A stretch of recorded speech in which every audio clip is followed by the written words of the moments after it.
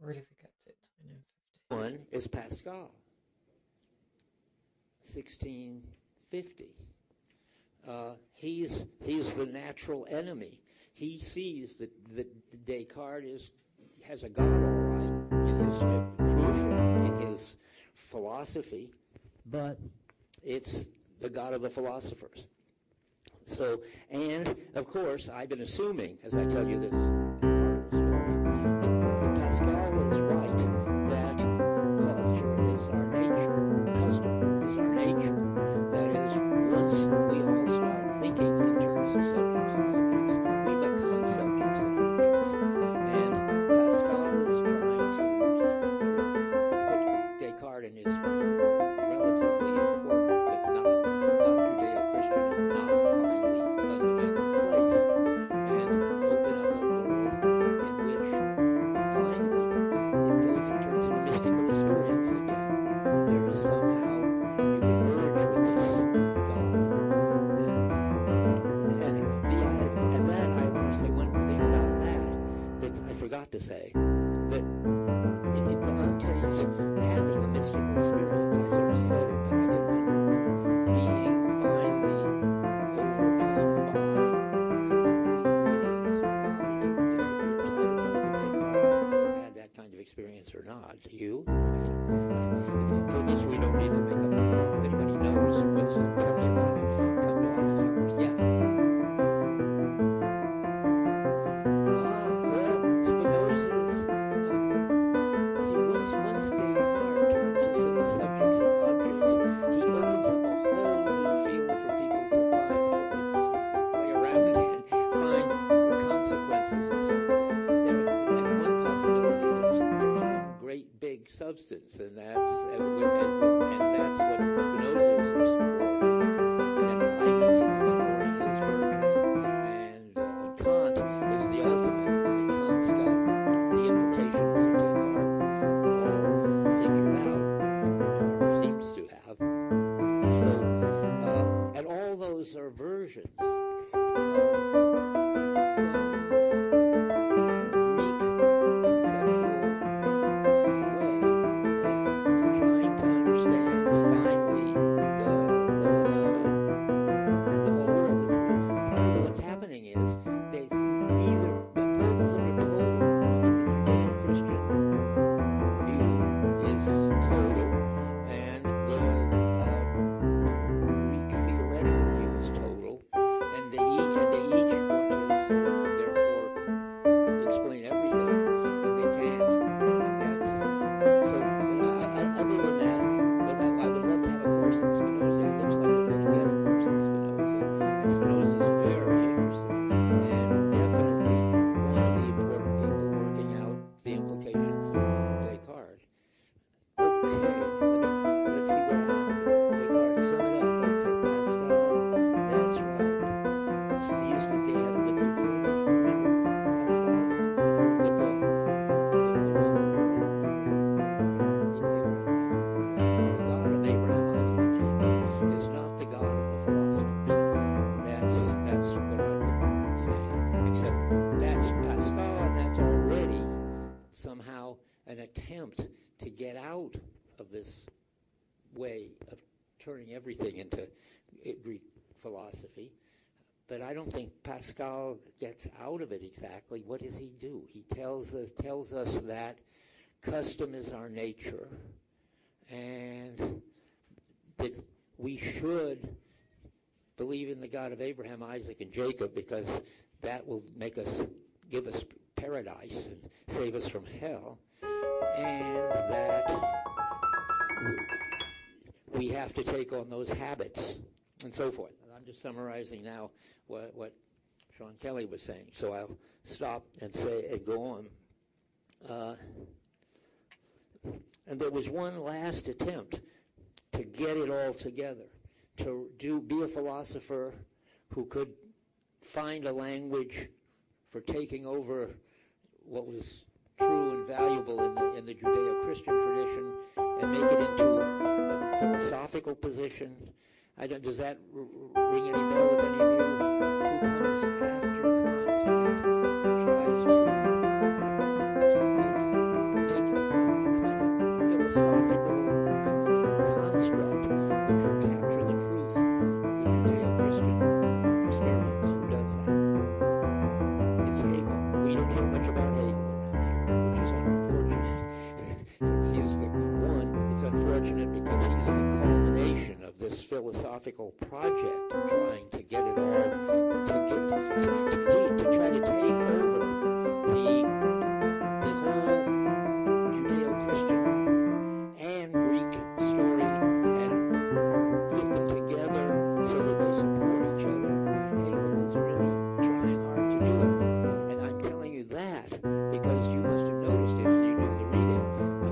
I don't remember how much ranting against Hegel was in the part that you just read. Was it? I don't know. About a page.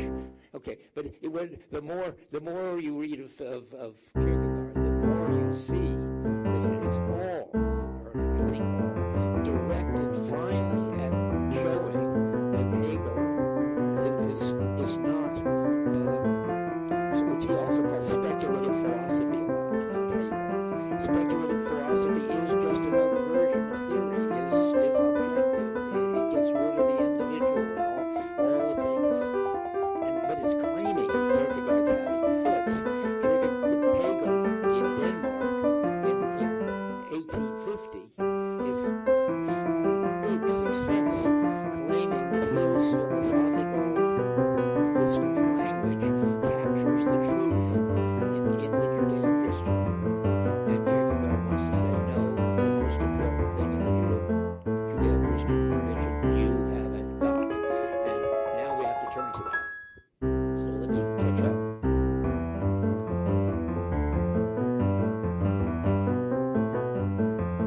So are you summing up? They cancel each other out. That's the bad news. Instead of getting the best of both worlds, you get the worst of both worlds.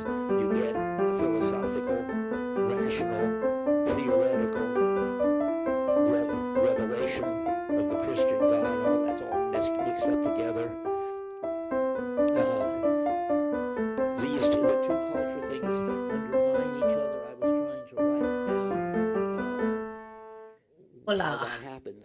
¿cómo Just to estás? summarize here, it seems that they Buenos cancel each other out. días, buenas noches. Attachment to rationality is constantly being ¿Cómo called into está question usted? by passionate commitment Oh, muy and bien. faith, and passionate commitment and faith. Genial.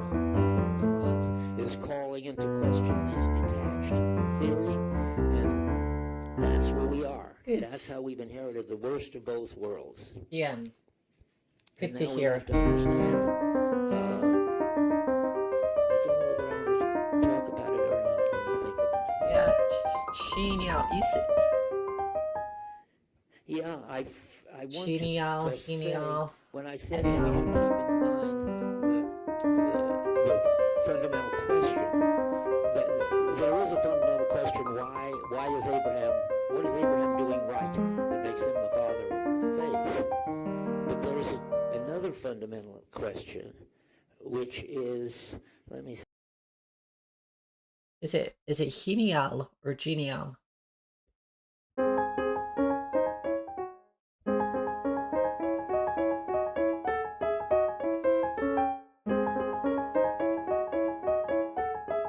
What did I say first? Genial.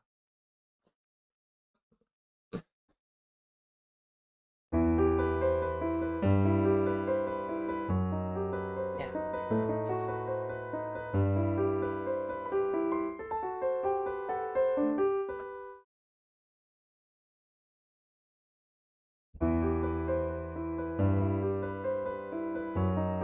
Yeah, I've been listening to a little bit more philosophy. You miss me. I'm still here. I didn't go anywhere.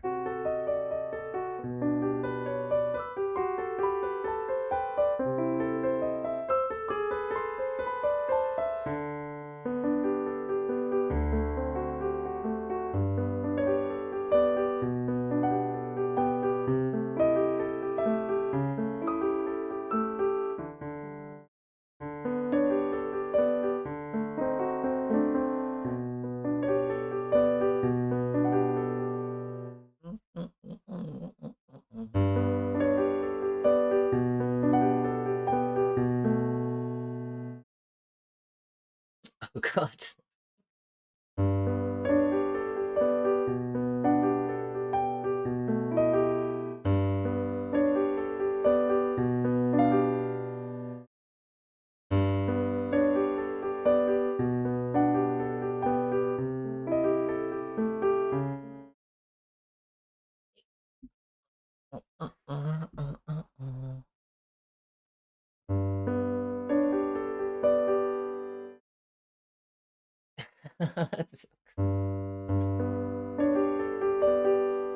Was I able to play the Fifth Symphony properly?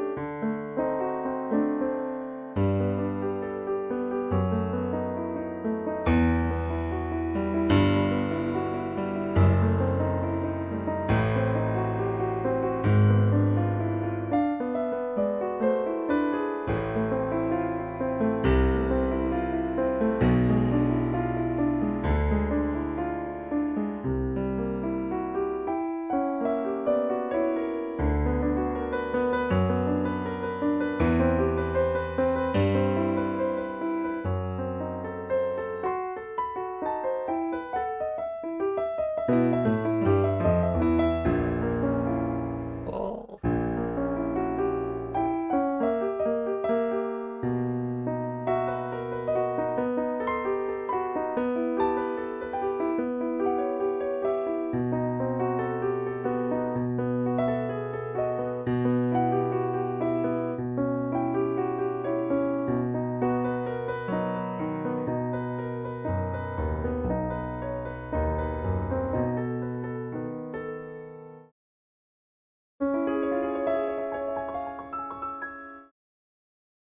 Getting better, it feels like. Better every time. Only I can say the same about Beethoven's Fifth.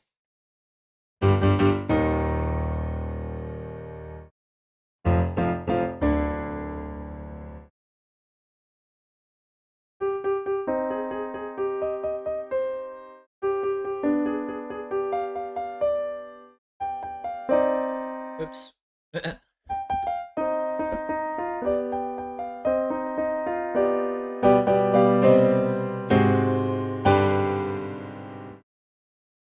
Neither can people.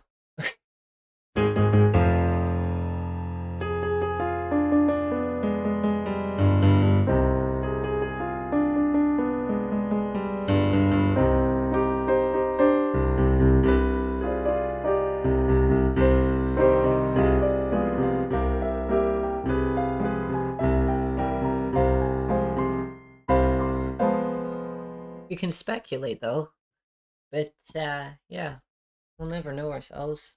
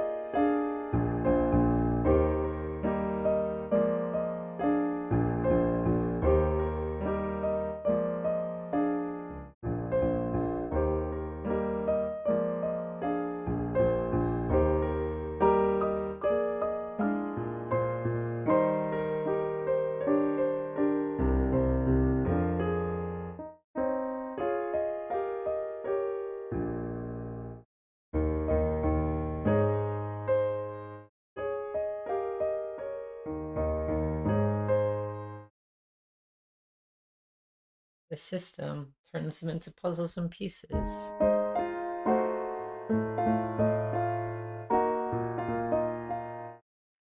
What do you mean by that?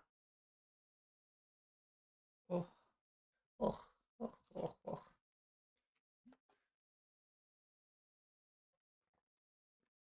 Ah.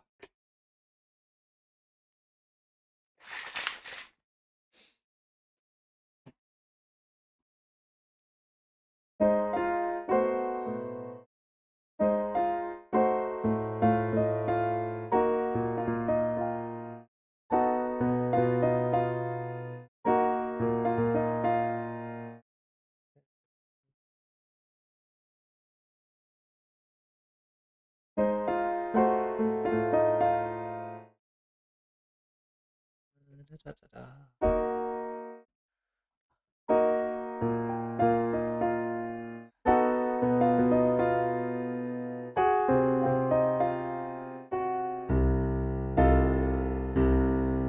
Oh.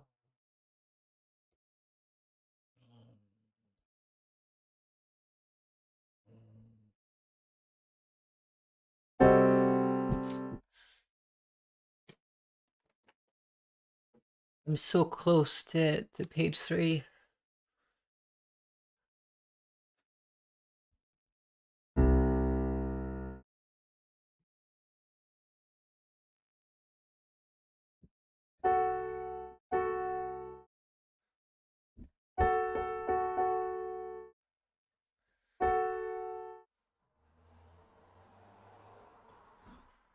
Are you still talking about computers?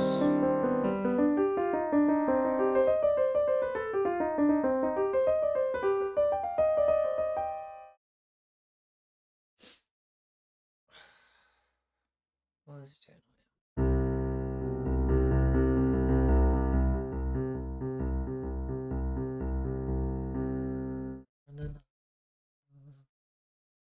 What am I doing?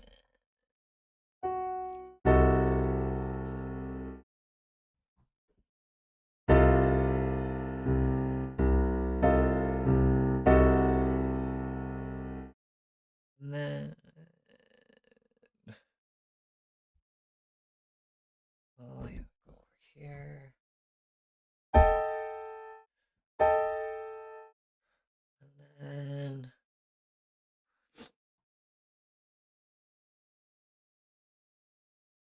And then let me put some philosophy back on.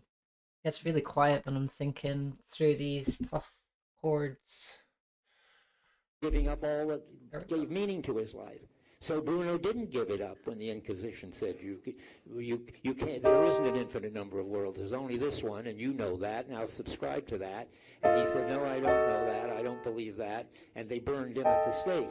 And what the moral of this is supposed to be is that you can be committed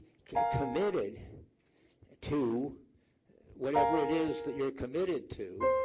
And if it does make up the meaning of your life, you may have to die for it, like Martin Luther King, for instance. And that human beings, and a sort of summary. Yeah, I just got. And this is the summary of this is human beings need unconditional commitments. That's my name for this thing we're talking about. Kierkegaard understood at the age of 21 that he needed it, and he understood using knights and ladies as his example what it would be to have it, but he knew that was just an example. That what's the crucial phrase in the footnote?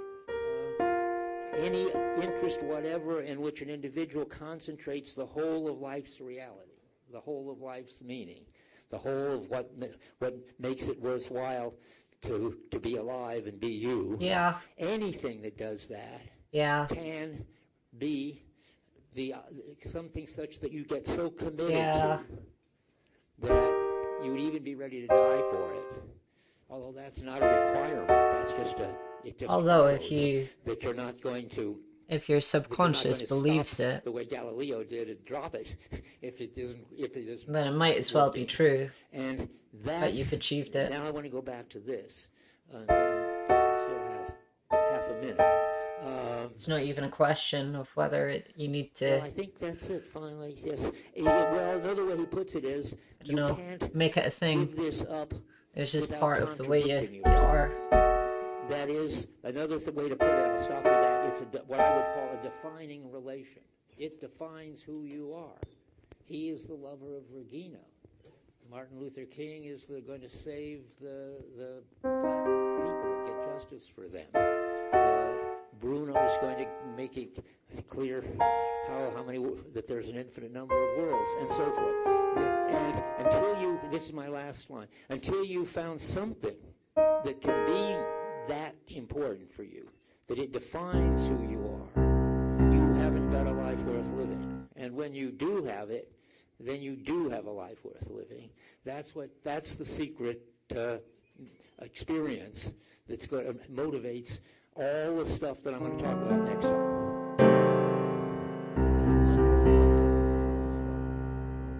Is here lies an individual, and that's an individual. Is like that's his identity, and he's the only one who's got it. It's not like a particular. I think that Hanny's got individual and particular mixed up. I'm not sure, because I think I've been told that there's only one word for both of these. We got a distinction. You can put on a dog's tombstone, here lies an individual, but that's pretty weird. You can say, here lies a particular, and that's a little weird too, because here lies a particular also. So it's one of those cases where you've got to pay attention to the phenomenon, not the words. You can see that what he's trying to get at is having an identity, and we can call that, his term for that is being an individual. But even that's not, is it? Because you can have an identity as a kind of loser, which you do only what everybody does and become a complete conformist. I suppose you're still in some ways an individual. It's really hard to say. He's trying to say he wants to be a unique person, and that's the highest thing for him. Let me go back to where I was.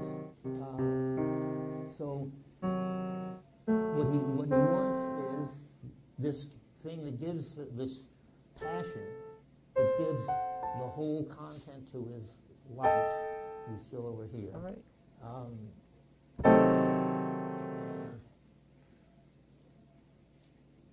And I want to call it, that's right, I was just up to the point where I wanted to call it, a defining relation. I've got two names for this way of relating. Where I say it doesn't have to be the lady or the knight. It doesn't have to be the lovers. And it could be, the other favorite example, Martin Luther King's commitment to justice for the Afro-Americans, and if that's who he is. I'm not sure if it's healthy getting that attached. For which he will live and die. And then that's an example of this. I bet most of you all have heard the last. But I don't know if you've been listening to Kierkegaard, well, this guy's interpretation of Kierkegaard, but he talks about how Kierkegaard and Dante. He talks about how their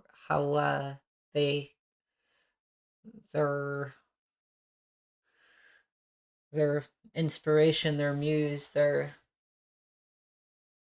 person that they were chasing helped them become the person that they became. That's kind of cool.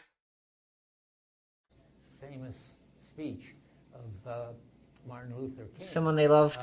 And it was, it gave a sort of understanding of who he was. He said, does anybody have the CD of this final? I can't find it either. As I remember it, he says, you can remember me as one who got the Nobel Prize. You can remember me as other things too. But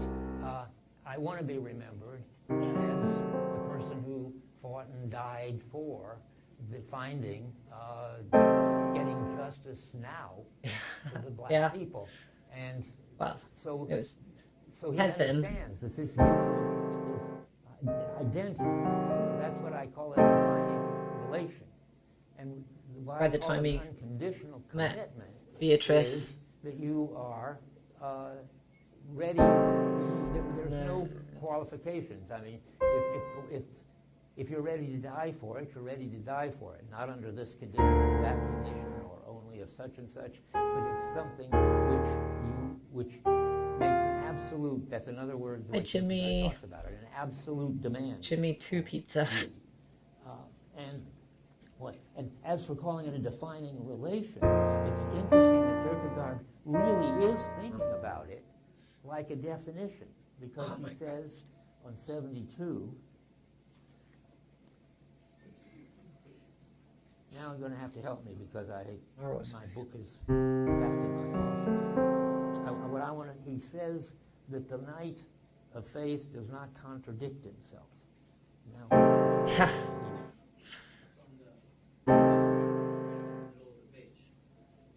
yes, only lower natures forget themselves. Right before that, yes. Okay, let's go back to the beginning of the paragraph. So the knight makes the movement. But what movement? Does he want to forget the whole thing? That is, if things go badly, let's forget this love or this commitment. Because in that, too, there's a kind of concentration. No, for the knight does not contradict himself. That's the crucial thing. And it's a contradiction to forget the whole of one's life's content and still be the same. That obviously means that he thinks that it defines this commitment. And it's like logic. When you fail to do it, then it means that you have contradicted yourself, because you're no longer living up to what you think you are and claim you are, and what you are if you do it right. So the commitment, and the knight knows how to do it, so he doesn't contradict himself. And not only are you defined, I just need to practice that a little bit at a time. But I think the whole world is organized in terms of this unconditional commitment. What gets its meaning as important or unimportant, trivial or significant, gets referred back to the commitment. hello, It's Daniel, Daniel, Sean, and it makes something finite. How you doing? Infinitely important. I say that now, but we're going to hear a lot about that in a minute. So it tells you sort of day by day what it makes sense to do. I think Martin Luther King wakes up in the morning, and what's really significant and important has to do with the peace marches or the Hi Ben. marches. Yeah, stream is going well so far. So what are they called besides pieces? I am right here. What? The second. There must be a name for the second page of Beethoven. The Fifth Symphony.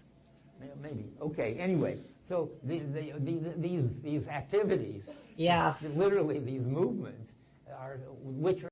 So what this guy says that Kierkegaard says is that if you're a knight of despair, aka someone who's depressed, basically everyone is depressed until they realize that they're depressed and they start reflecting.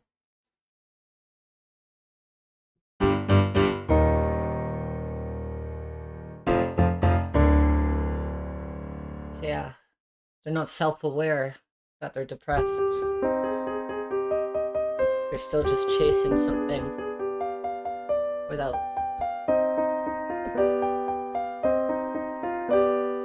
thinking. It's almost like Socrates' unexamined life. Anyway, it's fascinating. I find it fascinating. Significant are something that guides him. Things show up for him, drawing him.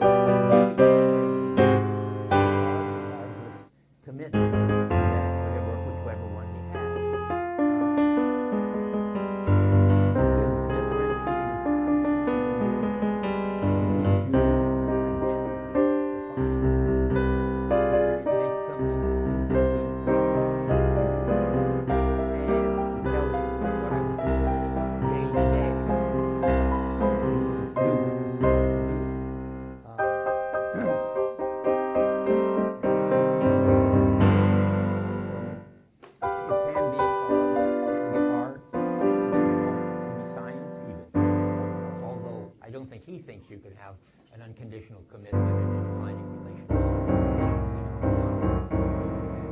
I had a roommate who I still keep close touch with, who certainly builds his life around understanding how DNA works. And it seems to me that for him, that's an unconditional commitment. I don't know if you're able to follow. It's yeah, a bit quiet, but he's just describing ways to get out of being infinitely resigned or infinitely in despair by having something that you would commit your whole being to. And it doesn't have to be a person, but for Dante and for Kierkegaard it was. And he's saying in our modern day it could be science. For Martin Luther King it was for justice and fairness for black people. Anyway. And I think it's wrong to think that Kierkegaard wouldn't agree, because he says that you need to understand the world in order to act on the world. I read that. That's all. Remember when he says he needs to know what he has to do, and he needs to understand what conditions have to be met. That's already putting in a place for theory, which is nice. And now he says he wants to be an individual.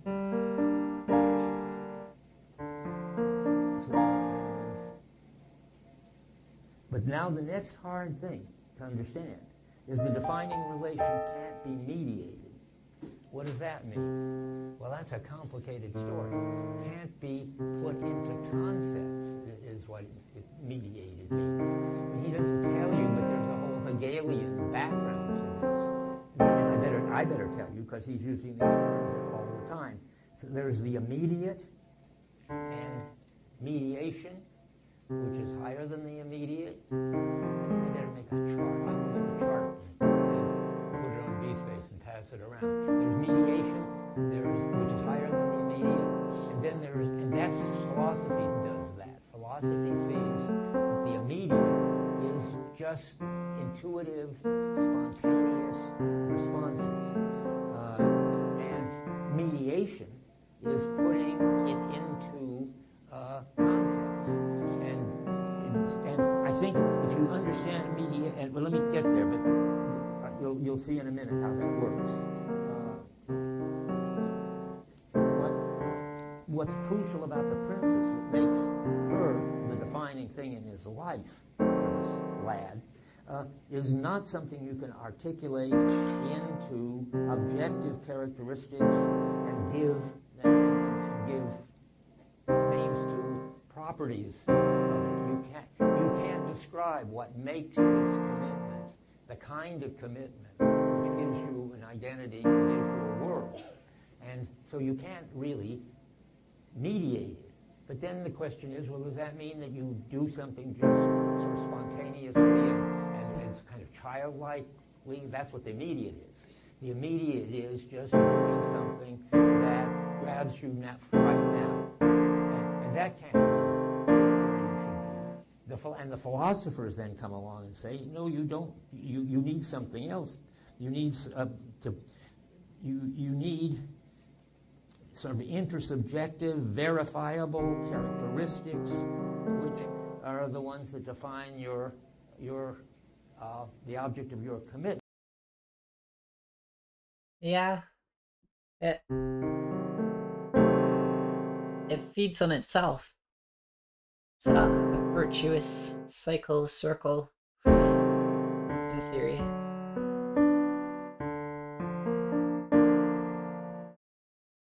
But I'm not sure. I don't think he's gone over it yet. But as part of the Kierkegaard lecture, he says something about although it's something you love, the thing that you love has to be impermanent and fragile, and you need to have faith in it for it to be that thing that you'd put yourself towards. It can't be something that's a guarantee.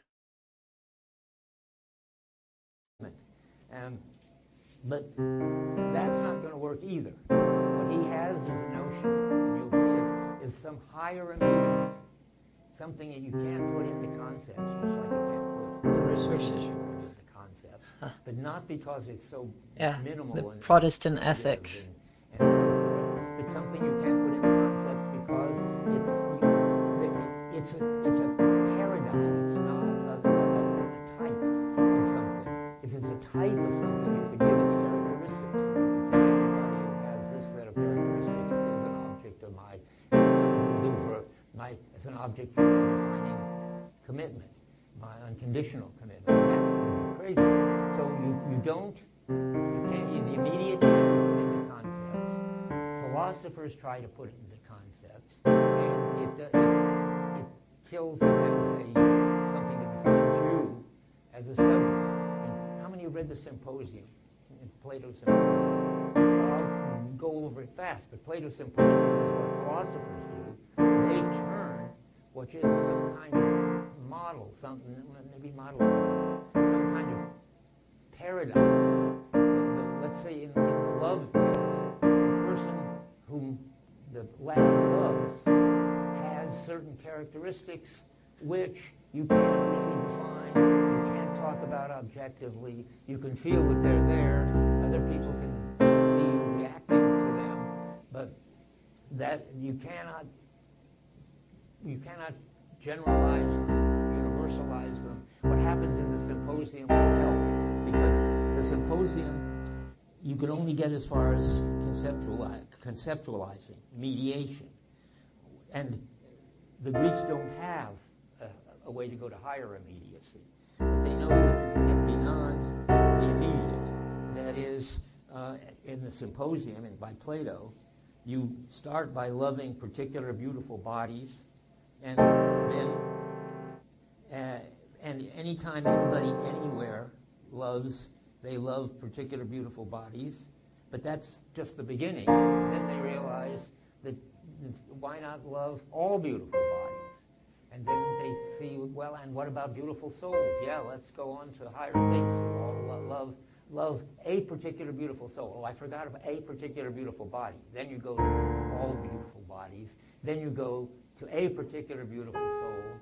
Then you go to all beautiful souls. And what you discover is what all of these have in common is that they're beautiful. And that's mediating it, conceptualizing it. That's some property that you think you see they have. You love the beautiful as such. And that is objective, universal. And We the practice in defining smaller chunks. relation is subjective. You can't try to convince rational people that this lady is lovable. You can't turn it into principles. How many have read Don Quixote? That's the funniest place for this happens. Quixote's in love with some ugly peasant girl, but he's convinced that she's got that she's the most beautiful person in the world, and he tries to convince people objectively to Interest and accept take. that, or else. But I like it. Kierkegaard understands that Yeah. you can't. Yeah, I you can't can do see that. You can't capture what's special about the object of your unconditional commitment in any kind of general terms. We'll get back to that. I'm giving you a list. In fact, I think I'm going to list.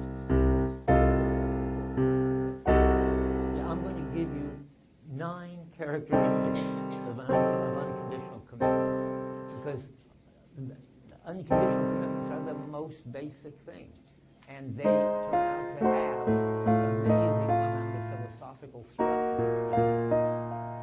So I'm just going to catch up. So something that is your is the object of your unconditional commitment defines who you are as an individual. That's number 1. Gives you a world for significant actions needing to be performed. Martin Luther King gets up in the morning and certain actions draw him to do what he does, and that's because he does all that because he has this unconditional commitment to something you can't spell out completely, but which draws you in. So it gives you a world, it gives you actions to be performed. And now the next one I've already jumped ahead, cannot be mediated, cannot be put into concepts. You can't list the properties which, if something has it, is then an object of an unconditional commitment by you. Remember, you want on his tombstone, here lies an individual. That means you can't treat it as some general something or other. It only works, and it only works for you. And it works for you in a way that you can't sort of try to convince anybody or explain to anybody why, for instance, why the lad finds the princess adorable. No one prepared us for what? Or she, For giving up the world. It isn't something you can make anybody else see. It isn't some objective properties. We've gone over that one. So it can't be mediated, it can't be put into concepts. And what happens instead is the passion produces its object. That's some kind of weird way that something subjective can give access to the truth, where I would say objective, except that's too cold, too Cartesian or something. But the important thing is that the passion makes it what it makes the object of your unconditional commitment what it is. When you hear an example, you'll understand. What makes the princess adorable to the lad is that he adores her. It's the subjectivity which turns out to be a kind of objective truth, but only insofar as you put your passion into it. Insofar as you have... Because it doesn't make money. Commitment, this unconditional commitment the lad has to the princess in his world is adorable.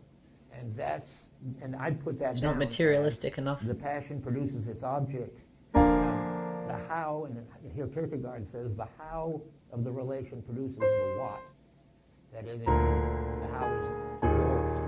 The what is to be the princess is adorable, and that means that truth is subjectivity in this case. That is, the amount of subjectivity and passion are pretty similar. The amount of subject, I didn't see any difference for Kierkegaard. He uses the interchangeable act. So the more intense passion you feel, the more subjectivity you have, the more adorable the princess is for you in your world. And that's number one. Where am I now? That was 4. 5. The accidental becomes necessary. That's one of the most interesting things. What that means is that suppose, where will I take it up? Okay, so you meet somebody at a party, and that person turns out to be the one you love, the one you give, who gives you your identity. And what's weird about that? What's weird about it is that it's so arbitrary. If you hadn't gone to that party, you wouldn't be you, the way it turns out, because it's being at that party and finding this adorable princess and so forth is necessary for this whole thing to work, but it's accidental, completely accidental. And now comes the wonderful, interesting thing that Kierkegaard sees. But it can become essential. It can become essential. Again, it's one of these by way of your passion. The way of it defines who you are and gives you, and it makes some necessity for that you are the lover of the princess, for instance, and it does that even though it was completely accidental that you ever met this person at all. But now it turns out it's the definitive of you to be the lover of the princess. But that means that somehow, and the same goes for most things. 2 + 2 = 4 is something that is true all forever, before and after you discovered it. it's objective, and passionateness isn't real. But if you have this passion, so that the princess is and gives you your world, and gives you a sense of what's important and meaningful and so forth, that's necessary. So what is the moral of this? Well, something necessary can come to be in time. That is, once upon a time it wasn't necessary that you were in love with the princess, and then one day you met the princess, and then you became the lover of the princess, and then it has to look like, and you always were and always would be, because that's how necessity works. If it's part of the definition of you to have as your love the princess, then once you met the princess, you discovered something, so Plato would say eternal. I mean, there is something about you've gotten defined in such a way that it couldn't have been otherwise, and it can't become otherwise. You are the lover, just because, or the princess. And so that was a very interesting. Accidental becomes necessary. You can, and it can only happen in a world in which there is the right kind of passion. It's only if you're a completely detached person, this kind of thing doesn't happen to you. If you're capable of being totally involved, then it can happen to you that you get certain necessary features which define who you are, what the world is. Okay, so in a defining commitment, the accidental becomes necessary, and that means next that there's an instant. Kierkegaard writes it with a capital I, but of course he writes all nouns with a capital I. So I don't know what I can't really make much of it. But he calls it the instant with a capital I. The instant restructures your experience of time. That means there is this moment in which the lad falls in love with the princess, and that changes the way time works. That is, temporality, Kierkegaard thinks, there's time going on like this. Social construct. Something happens here, and something happens here. You decide to go to Berkeley, you apply to Berkeley, you get admitted to Berkeley, you're a student in Berkeley, and so forth. But all of these moments, which get there, have their sort of temporary meaning, get whatever significance they've got. Wait a minute. I want to. If you have a life in the immediate, then these get their significance just by the way they attract you. But if somebody comes along, like the princess, and then this one defines you, then everything else gets its meaning relative to this. So there is a privileged instant, privileged moment. The way time works, for involved people, the instant can give a whole new meaning to the past and the future. And it keeps happening. Suppose doesn't sound familiar. Berkeley, and then a bunch of bad things happen. And then here, you really think that was a mistake. You really regret being in Berkeley. But that can get fixed again later. The Sartre has this funny story about it. The person who has a kind of adolescent, overwhelming experience, and they think that it shows that they really have a religious vocation, and they Happy become, Friday. let's say, Catholic. And then that goes along fine, and they go to a monastery and so forth. But then they decide that this isn't really for them, and they retroactively say that was an adolescent mistake. It was just a immediate, overwhelming, but not deep experience. And so this has gone and changed all this, and now this goes and changes all this, and temporality is constantly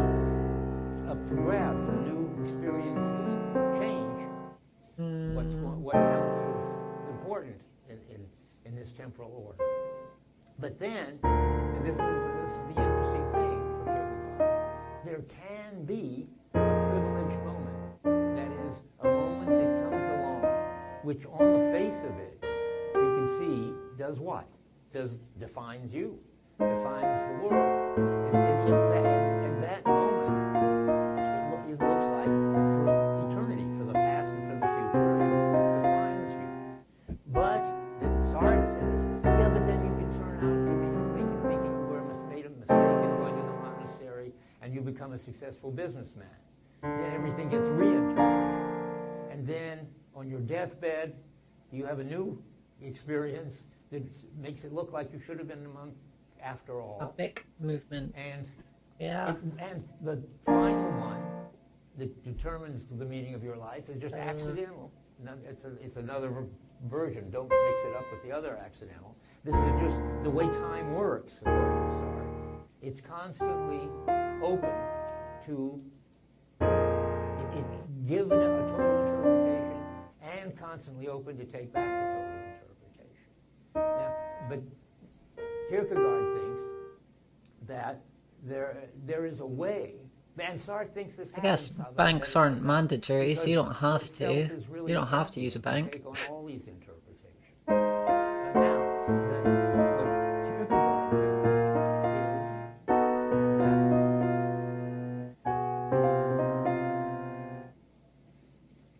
is that I'm trying to think. So the answer is, I want to find the place. It's about 71 or 72, where the lad lets the love twine about every ligament of his consciousness. See who gets that one. I'm pretty sure. What? 71. They all are, but where on 71? Oh, here you are. I see where you are. Okay, what happens with the lad about 10 lines down? He doesn't renounce the love. Oh. He's first makes sure that this really is the content of his life, and his soul is too healthy and proud to squander the least That's a shame. thing on, I think it really, I said last time, an inebriation. Sounds more like which is thieves just than another banks word for then. drunk. I think the word is probably infatuation. That would be a meanness. That would be you get zapped by some relationship that totally overwhelming and definitely won't last forever. But it's just the momentary kind of excitement.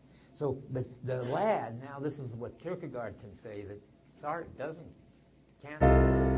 That your mind is such, or your personality is such, I don't know what to call it. Something about you is such that it can get irreducibly, no. It can get retroactive. Is that what I mean? I don't think that's what I mean. Irreversibly. Aha, that's what I mean. It looks like all these times when temporality gets changed by some privileged moment, only to get changed again and again by privileged moments, that can be fixed. And finally, you get a moment, which is a very special moment, a moment which defines the temporal structure for good. That's just a possibility that human beings have. That's what it is. You can't get here lies an individual on a tombstone. You can't get a sense of having the thieves. identity and all the stuff you've just been talking about, unless there is the possibility of those crucial moments. And Kierkegaard thinks there are these crucial moments. So does, and it makes it very interesting and important, Dostoevsky. We will see that. Dostoevsky is very interested in privileged moments. Sounds like their government sold them out. Or let's take a different word. The effect or transform or totally settle a certain interpretation of your life. And that's what goes on here. Dostoevsky's like Kierkegaard, not like Nietzsche, who thinks that it's, or Sartre, who thinks that Reinterpreting is what we're always doing. So let's read it.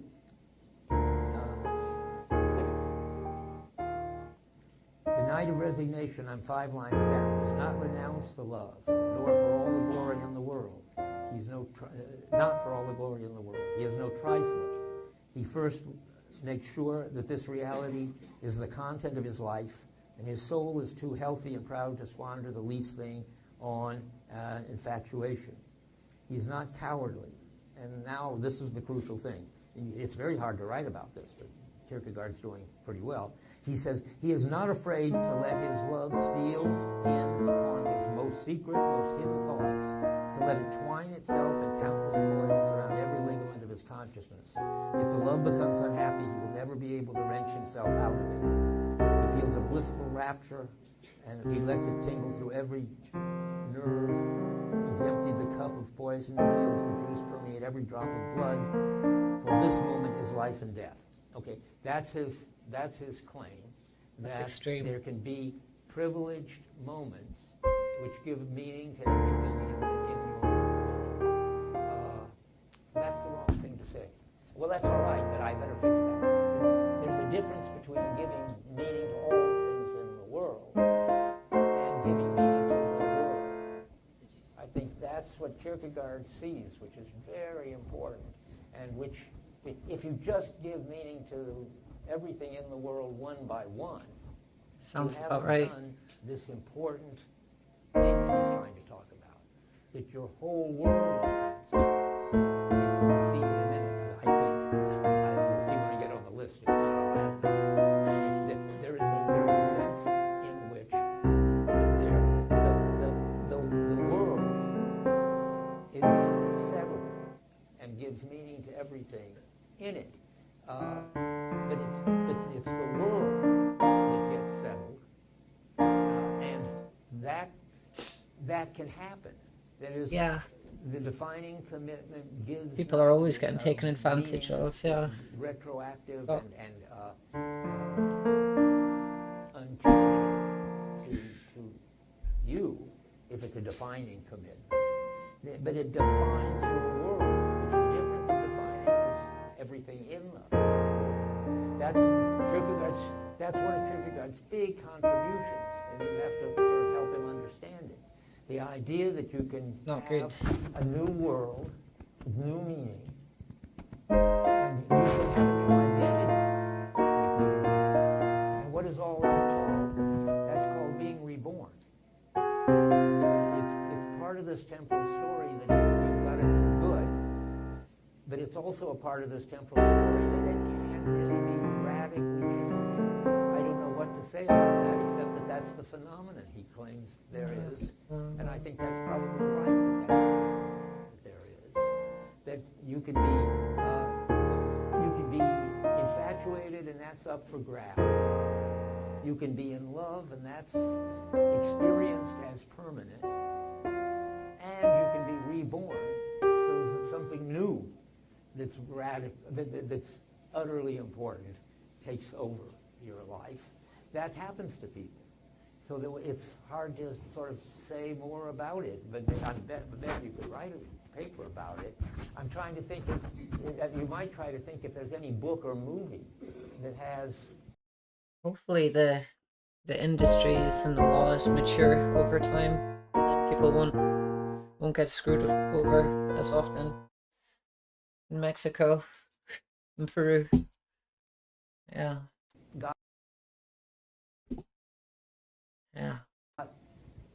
Got this, got the realization that there could be a movie that's got the realization that once you get fixed in one world and it finds out every ligament of your consciousness, that's it. If you could get another one, the whole world could change, and you would be the meaning of the world would be different, and then that would be experienced as total. That's something you always missed until then, and now you've got it.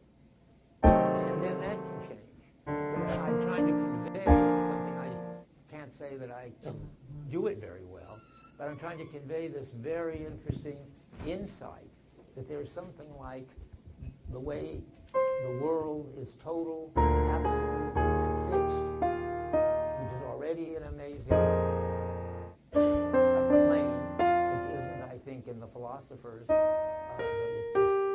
one-time definition, get fixed for the Greeks, that the world can be totally defined and settled, and then radically changed. All this is so. And that's what he's talking about here. Let's go back to this. He's not afraid to let his love steal in upon his most secret, most hidden thoughts, to let it twine itself in countless coils around every ligament of his consciousness. We've read all that. And this is life and death for him. That is, it's total and absolute and settled. And he does not lack the courage to attempt and risk everything. Yeah. And so let me see where we are. Yeah, the government's bound to win eventually, because they get to make the rules. You experience eternity there in the postscript, which is another book which I refer to every once in a while, which we're not reading, which is very complicated versions. He says, only in existing do I become eternal. I've been trying to explain that. That's what it is to become sufficiently involved, unconditionally involved, so that you get your world and your identities experienced as settled, although they are never really settled. That's this tricky thing I've been trying to talk about. So that when you experience eternity in time, that means that your whole world and you as an individual get a settled meaning. And its experience is a settled meaning, even though you could sort of intellectually know that it might change. What you can't do is sort of experience it as temporary.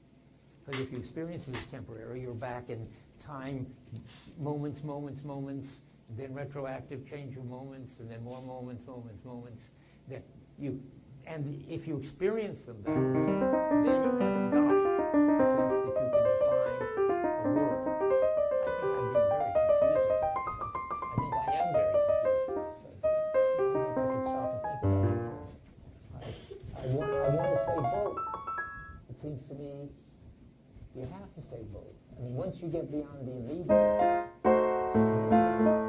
you can get the time.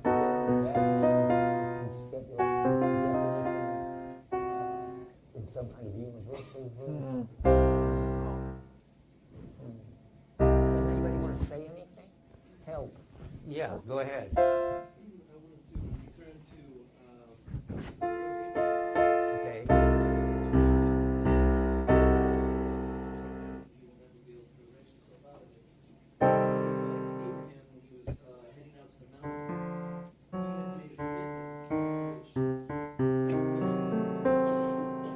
Go ahead again.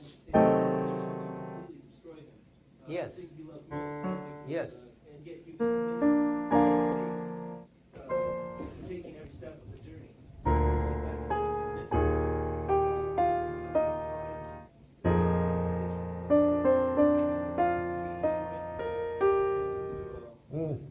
It's funny, you have got the thing that makes it even more hard and more complicated, because I can't even hear what you're saying. The way Kierkegaard sets it up, it isn't clear, to me anyway. And after years of teaching it, I still don't know. And I'm glad he came up, because I have to warn you. Where is the source of this unconditional commitment? To whom is it? To what? It looks like in the way Kierkegaard tells it, it's all we can do. To God, to do what God requests him requires him to do, and to sacrifice his son. But why is that so bad? Because it looks like good worlds for ourselves. His defining commitment. Isaac is the what's it called? Abraham is the father of the faith, and that will be carried on in Isaac. And so that Isaac is sort of the defining feature of Abraham's life, namely that he is the father of the faith. So it's, and you bringing up this interesting case. Unfortunately, I don't, I mean, this one I know I don't understand. I mean, I think that what you have to think is that Abraham is doing what God requires him to do, but no, I don't know. I mean, I can't, I don't, now I've got two things I don't know. That will keep me busy. Yo, Let me just yo. not forget either one. Happy This one of them I Friday. know. I don't understand what the source of the unconditional commitment. What's calling Abraham to have an unconditional commitment? God or Isaac, and how are those two related? Both of them seem to be somehow definitive of who Abraham is in this world. Now I've got a new one. I don't understand how the picture I put on the board of how in time we get various meanings in our lives, and every once in a while maybe a whole recreation, rebirth of who we are, and a change of worlds.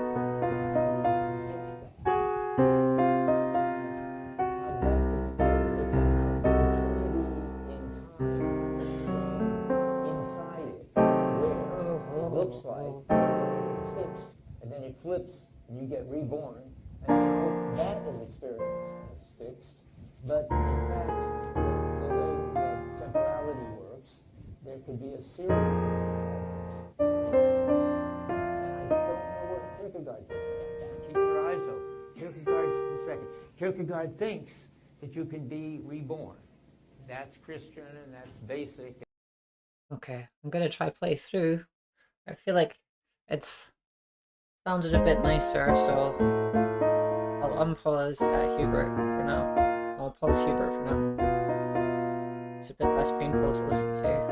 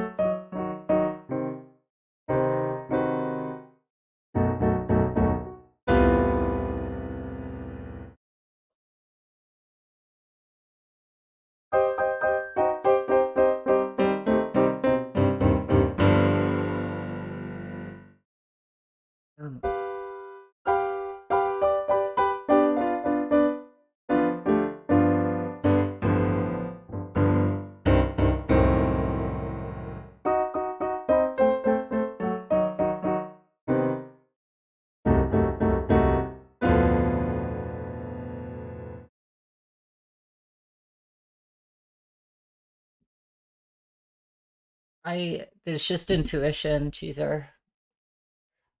Do you think I got the right ones? Does it make sense?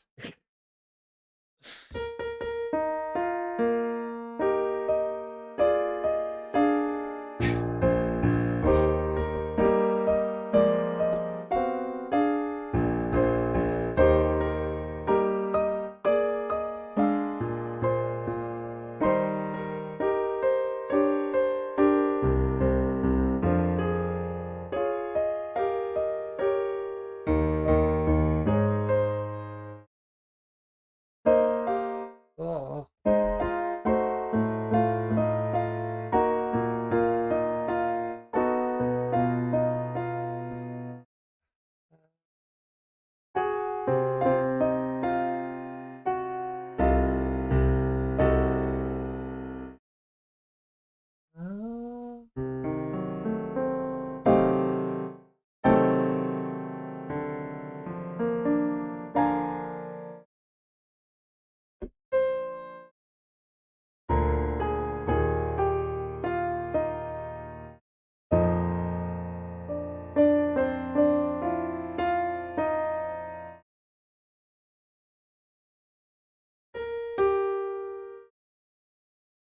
Done.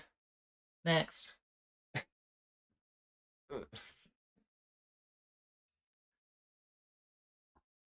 Right, which bits? This bit.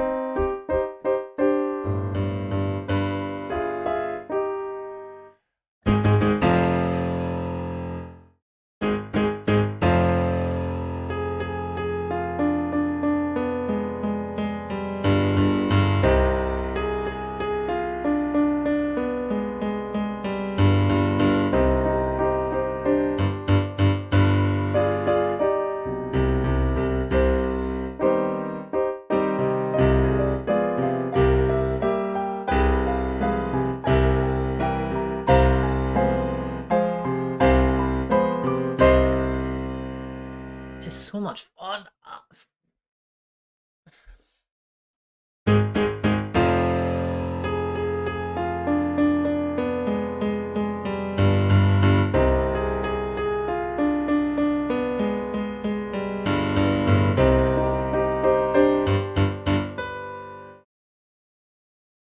Right, where's the computer? Let's play along with the computer. Let's try and get a good tempo with the computer. Ba, ba, ba. Ba, ba, ba, ba. Ba, ba, ba, ba.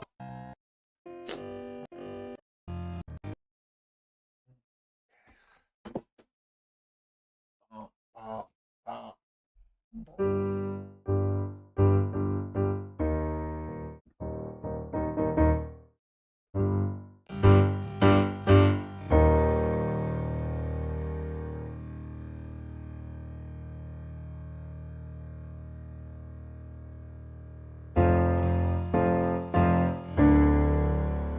Maybe a little bit slow, but let's see. Let's see how it goes.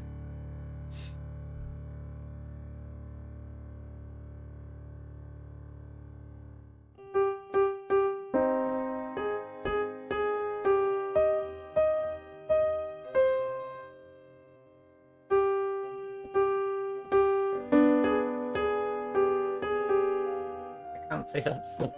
Okay, I'll speed it up a little bit. A little bit.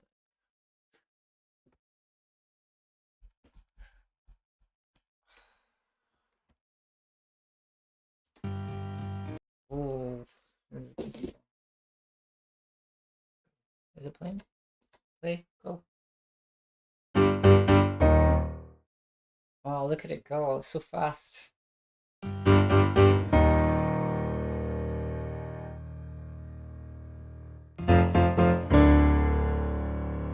This seems doable so far.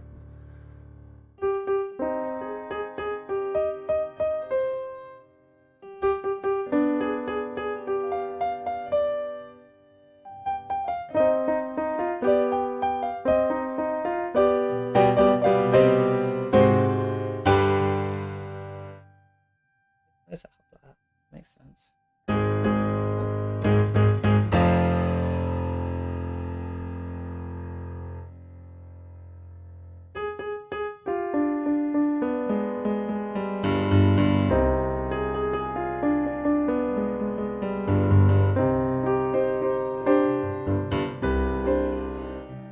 Yeah, I got a little bit lost there.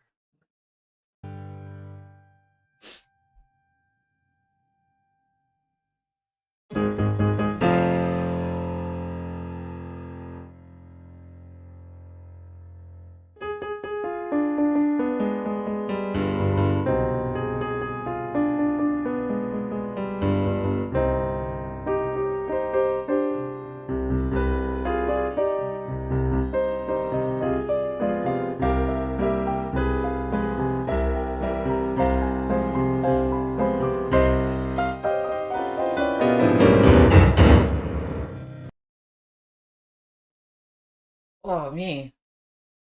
There's more colors there than not colors. Oh, yeah. It's gonna take me a while to get to that speed. Right, I better go, better go.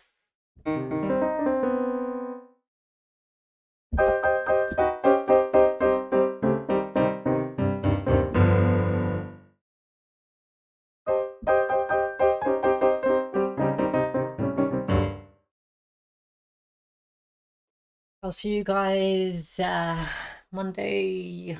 Monday, fun day. I'll I'll maybe stream tonight or over the weekend, depending on depending on what else I'm doing.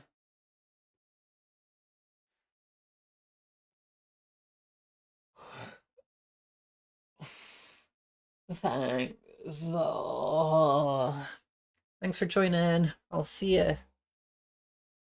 I'll see you next time. Ciao, ciao.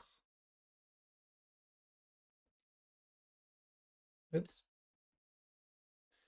Magic. Yeah, you too. I'll maybe see you. I'll maybe see you then.